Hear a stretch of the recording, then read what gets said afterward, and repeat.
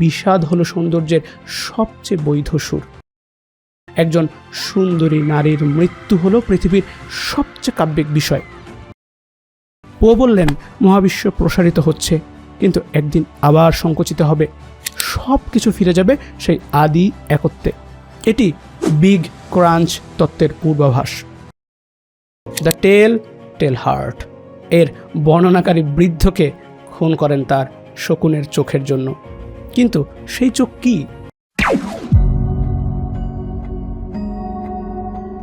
শূন্যতা কি? দর্শনের ইতিহাসে এই প্রশ্ন ঘুরে ফিরে এসেছে বারবার। প্রাচীন গ্রিসে ডেমোক্রিটাস বললেন, শূন্যতা ছাড়া গতি অসম্ভব, পরমাণুদের চলাচলের জন্য ফাঁকা জায়গা দরকার। এরিস্টটল বললেন, প্রকৃতি শূন্যতাকে ঘৃণা করে। বৌদ্ধরা বললেন, শূন্যতাই চূড়ান্ত সত্য, সব কিছু শূন্য থেকে আসে, শূন্যতেই ফেরে। কিন্তু 19 শতকের আমেরিকায় একজন মানুষ ছিলেন যিনি শূন্যতাকে শুধু বুঝতে চাননি, তিনি শূন্যতার ভেতর বসবাস করেছেন। শূন্যতা তাঁকে গ্রাস করেনি, বরং তিনি শূন্যতাকে রূপান্তরিত করেছেন শিল্পে। তার নাম এডগার অ্যালান পো।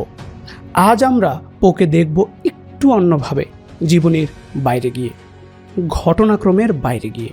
আমরা দেখব পো কী ভাবতেন, মহাবিশ্বকে তিনি কিভাবে দেখতেন, সৌন্দর্য, মৃত্যু আর অস্তিত্বের রহস্য নিয়ে তার চিন্তা কোথায় গিয়ে পৌঁছেছিল। পোয়ের জীবনের বাহ্যিক ঘটনাগুলো সবাই জানে। মা মারা গেলেন 3 বছর বয়সে, স্ত্রী মারা গেলেন 24-এ, দারিদ্র ছিল চিরসঙ্গী, মদ ছিল আশ্রয়। কিন্তু এই তথ্যগুলো যথেষ্ট নয়, কারণ পো শুধু একজন দুঃখী মানুষ ছিলেন না, তিনি ছিলেন এমন একজন চিন্তক যিনি তাঁর ব্যক্তিগত শূন্যতাকে একটি সার্বজনীন দর্শনে পরিণত করেছিলেন। অস্তিত্ববাদী দার্শনিক সার্ত্র বলেছিলেন, মানুষের চেতনার কেন্দ্রে রয়েছে একটি অভাব। আমরা সবসময় সচেতন থাকি যে আমরা কি নই, আমরা কি নেই। আমাদের এই অভাববোধই আমাদের স্বাধীনতা দেয় বেছে নেয়ার, সৃষ্টি করার। পো সার্ত্রের জন্মের আগেই এই সত্য উপলব্ধি করেছিলেন, কিন্তু তিনি এটাকে তত্ত্ব হিসাবে লেখেননি, তিনি এটাকে বাঁচিয়েছিলেন। প্রতিটি গল্পে, প্রতিটি কবিতায়, দ্য রেভেন কবিতায় যে যুবক বসে আছেন মৃত লিনরের স্মৃতিতে ডুবে, তিনি কে? তিনি হলেন সেই মানুষ যে তার জীবনের কেন্দ্রে একটি অনুপস্থিতি নিয়ে বেঁচে আছেন। কাক শুধু বলছে নেভার মোর, কখনো আর না। কিন্তু আসল প্রশ্ন হলো, এই কখনো আর না কি শুধু লিনোভেরের জন্য, নাকি এটা মানব অস্তিত্বের মূল সুর? পো তার বিখ্যাত প্রবন্ধ দ্য ফিলোসফি অফ কম্পোজিশনে লিখেছিলেন, সৌন্দর্য যখন তার চরম পরিণতিতে পৌঁছায় তখন সংবেদনশীল আত্মাকে অশ্রুসিক্ত করে। তাই বিষাদ হলো সৌন্দর্যের সবচেয়ে বৈধ সুর। এই কথার অর্থ কী? ও বিশ্বাস করতেন প্রকৃত সৌন্দর্য আমাদের কাঁদায়, কারণ সৌন্দর্য আমাদের মনে করিয়ে দেয় এর ক্ষণস্থায়িত্বের কথা। একটি ফুল সুন্দর, কিন্তু সেই সৌন্দর্যের ভিতরে লুকিয়ে আছে তার মৃত্যুর পূর্বাভাস। আমরা ফুলের দিকে তাকাই আর অজান্তেই জানি এটা থাকবে না। এটা দুঃখবাদ নয়, এটা হলো অস্তিত্বের সৎ উপলব্ধি।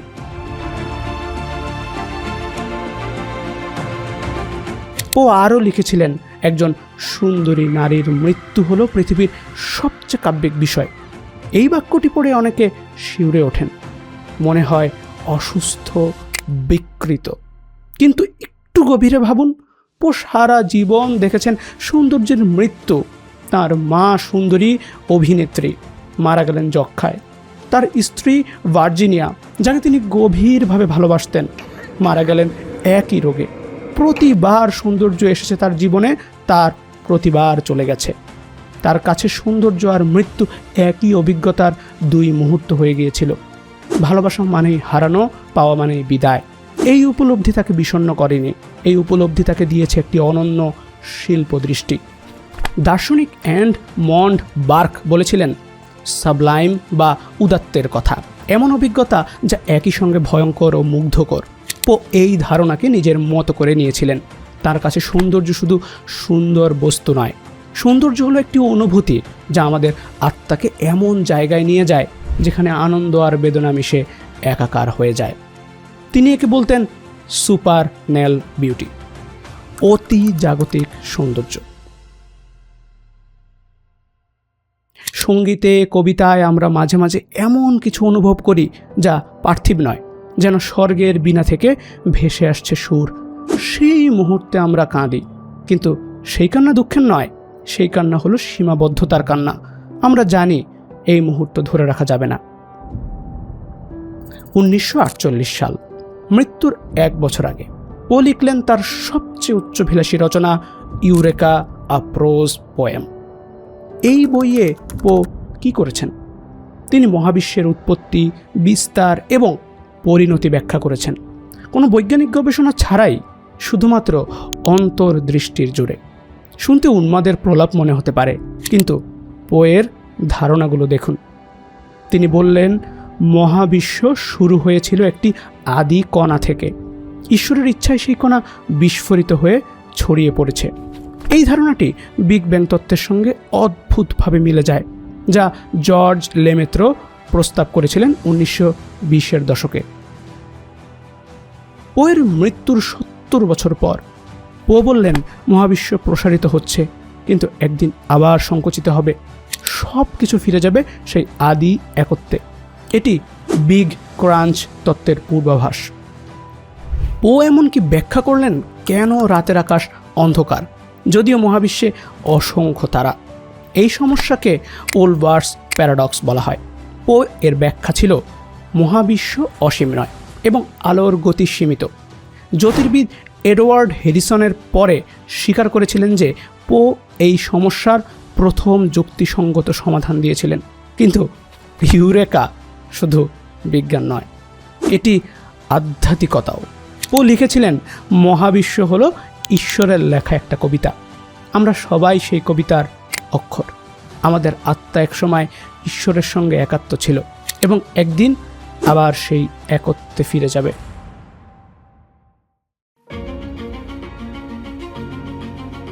তিনি লিখলেন, যাতে ঈশ্বর সব কিছুতে থাকতে পারে, প্রতিটি সত্তাকে অবশ্যই ঈশ্বর হয়ে উঠতে হবে।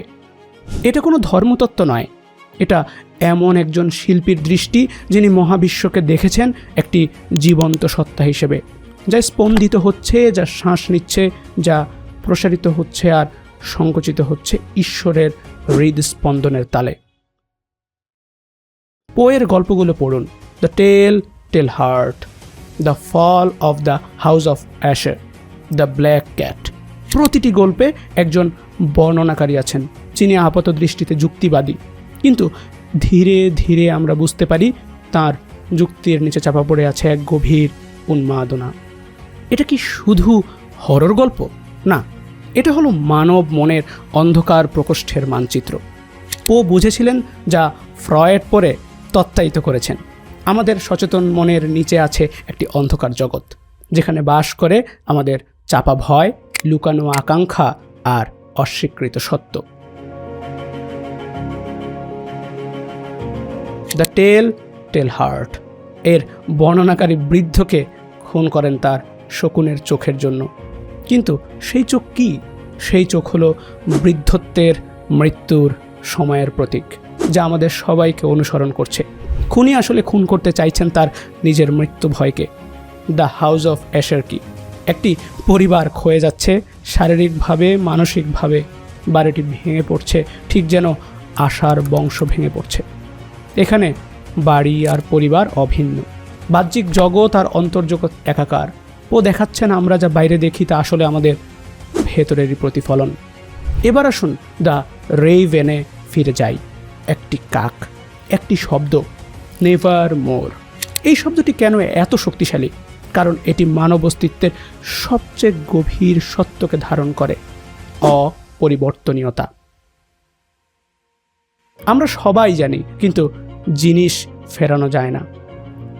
মৃত্যু মানুষ ফেরে না, হারানো সময় ফেরে না, যৌবন ফেরে না, নির্দোষতা ফেরে না, কিন্তু আমরা এই সত্যকে মানতে চাই না। আমরা বারবার জিজ্ঞেস করি, হয়তো, কখনো, একদিন। কাক উত্তর দেয়, নেভার মোর। এই কবিতায় যুবক জানেন উত্তর কি হবে, তবুও তিনি জিজ্ঞেস করতে থাকেন কেন। কারণ প্রশ্ন করাই মানুষের স্বভাব। আমরা থামতে পারি না, আমরা আশা করতে পারি না যে উত্তর বদলাবে, কিন্তু আমরা জিজ্ঞেস করতে থাকি। এটাই মানব অবস্থা, এটাই আমাদের অভিশাপ, এটাই আমাদের মহিমা। ও নিজে বলেছিলেন কাকটি হলো চিরন্তন ও কখনো শেষ না হওয়া স্মরণের প্রতীক। আমরা যা হারাই তা আমাদের সঙ্গে থেকে যায় স্মৃতি হিসেবে, শূন্যতা হিসেবে, অনুপস্থিতির উপস্থিতি হিসেবে। পো মারা গেছেন প্রায় 200 বছর আগে, কিন্তু তার দর্শন আজও জীবন্ত। কেন? কারণ পো যে প্রশ্নগুলো জিজ্ঞেস করেছিলেন সেগুলো চিরন্তন। আমরা কে? আমরা কোথা থেকে এসেছি? মৃত্যুর পর কি আছে? সৌন্দর্য কেন আমাদের কাঁদায়? অন্ধকার কেন আমাদের টানে? এই প্রশ্নগুলোর উত্তর কেউ জানে না। বিজ্ঞান জানে না, ধর্ম জানে না, দর্শন জানে না। কিন্তু পো এই প্রশ্নগুলোকে এমনভাবে উপস্থাপন করেছেন যে আমরা সেগুলোর সঙ্গে বসবাস করতে পারি। তিনি দেখিয়েছেন উত্তর না জেনেও প্রশ্নের সৌন্দর্য উপভোগ করা যায়, অনিশ্চয়তার মধ্যেও অর্থ খোঁজা যায়। এটাই শিল্পের শক্তি। শিল্প উত্তর দেয় না, শিল্প প্রশ্নকে সুন্দর করে তোলে।